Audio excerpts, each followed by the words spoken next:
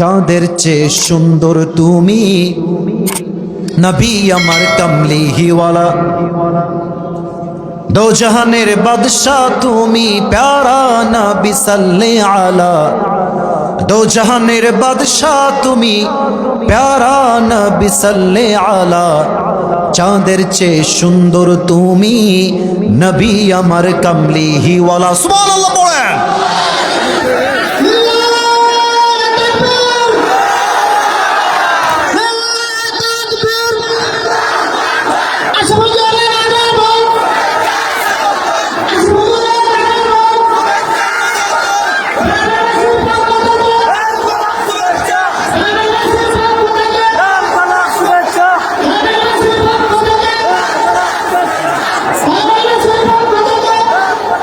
রাজশাহীতে অনেক জেলা আছে, নওগাঁ আছে, আমাদের নাটোর আছে, আরো বিভিন্ন জেলা রাজশাহীর মধ্যে পড়ে।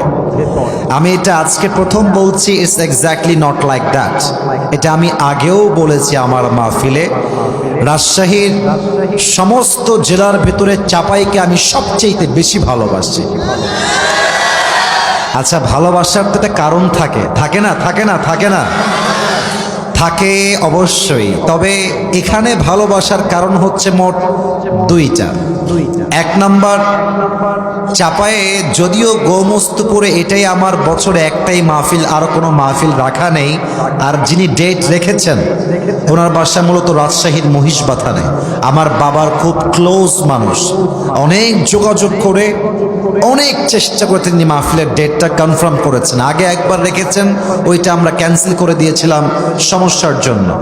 তো আমি চাপাইকে ভালোবাসি, তার এক নাম্বার কারণ হলো চাপায়ের মানুষের সাউন্ড শুনলেই বুঝবেন চাপায়ের মানুষ কেউ কাপুরুষের সন্তান নয়, সব বীর পুরুষের সন্তান এরা।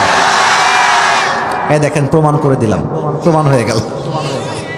এক নাম্বার কারণ আপনারা খুব সাহসী মানুষ, মাশাআল্লাহ। দুই নাম্বার, চাপায়ের মানুষকে আমি বড্ড ভালোবাসি এই জন্য যে চাপায়ের মানুষ বড্ড পরিশ্রমী মানুষ হয়, কাজ করে খায়, মানুষের দরবারে হাত পেতে খায় না। আপনি আমার সঙ্গে একমত হবেন 100-তে 100 ভাগ। এই যে সোনামণি নতুন নতুন, তাই না? আওয়াজ করা যাবে না, আওয়াজ করলে এটা কষ্টের কারণ হবে, চাপায়ের বদনাম হবে। সব সহ্য করা যাবে, চাপায়ের বদনাম সহ্য করা যাবে না। আপনি চাপায়ের মুরব্বী দেখবেন বয়স হচ্ছে 80 থেকে 85, বাট মুরব্বীর গায়ের জোর দেখলে মনে হবে মুরব্বী তাজা যুবক হয়ে আছে। এটা চাপায়ের মাটি, এটা ইসলামের ঘাঁটি। এবং আর একটা বিষয় খুব খেয়াল রাখবেন, চাপায়ে যেই পরিমাণ মাহফিল হয়, রাজশাহী বিভাগে সেই পরিমাণ মাহফিল হয় না যুবক ভাইরা। আল্লাহ তাআলা চাপায়ের মানুষকে ইসলামের সৈনিক হিসেবে কবুল এবং মঞ্জুর করুক। পড়েন সবাই আমিন। আমি কিছু কথা ভূমিকায় বলবো, আদবের সাথে, বিনয়ের সাথে। আমার কথা কি বোঝা যায় নাকি যায় না? একটা প্রশ্ন করব সবাইকে, উত্তর দিবেন সিংহের মতো গর্জন দিয়ে। এখানে আমি কোনো দল বুঝি না, আমি বিএনপি বুঝি না, আমি আওয়ামী লীগ বুঝি না, আমি জামাত বুঝি না, আমি তাবলীগ বুঝি না, আমি চরমোনাই বুঝি না। আমার প্রথম পরিচয়, আমি মুসলমান ঘরের সন্তান। সেই পার্সপেক্টিভ থেকে প্রশ্ন করতে চাই চাপায়ের গোমস্তুপুরের প্রত্যেকটা যুবককে, মুরব্বীকে। আগামীতে এই বাংলার জমিনে কোরআন দিয়ে সংবিধান হবে, এটা আমরা সবাই চাই কি চাই না? আমি চাপায়ের মাটির থেকে স্পষ্ট ভাষায় বলছি, আগামীতে বাংলার মাটিতে ইসলামের রাজ কায়েম হবে, কোরআনের রাজ কায়েম হবে।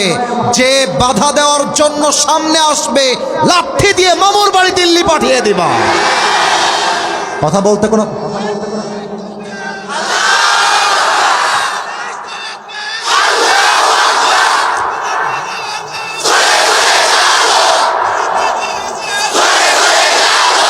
আমার সামনে যারা বসে আছে, আমার সামনে যারা বসে আছে, একটাও বিড়ালের বাচ্চা নয়, সব সিংহের বাচ্চাগুলো আমার সামনে বসে আছে। আমি আমার বুকের সমস্ত রক্ত এবং শক্তিকে এক করে বলছি, আগামীতে কোনো স্বৈরাচারতন্ত্র বাংলাদেশে চলবে না। আমার শহীদ আবু সাঈদ বাংলার মাটিতে রক্ত দিয়েছে, শহীদ মুগ্ধ রক্ত দিয়েছে, জীবন দিয়েছে। কোন দলের সঙ্গে আমাদের কোনো মারামারি নাই, হিংসা নাই, বিদ্বেষ নাই। তবে আমার এই বাংলার মাটিতে আগামীতে কোনো যুবকের তাজা প্রাণ অন্যায়ভাবে ঝরতে যাওয়া যাবে না। আগামীতে এমন একটা বাংলাদেশ আমরা দেখতে চাই যে বাংলাদেশের প্রধানমন্ত্রী কোনো নারী হবে না, পুরুষ হবে।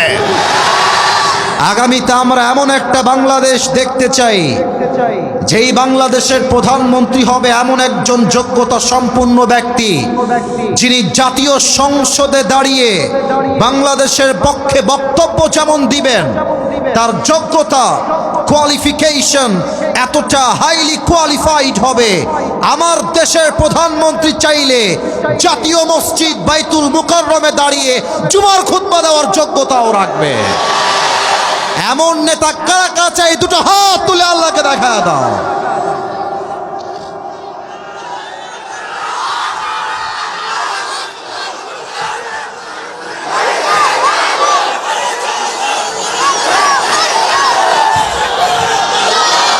আল্লাহ এই স্লোগানকে কবুল করুক। সকলেই জবান খুলে পড়না আমিন।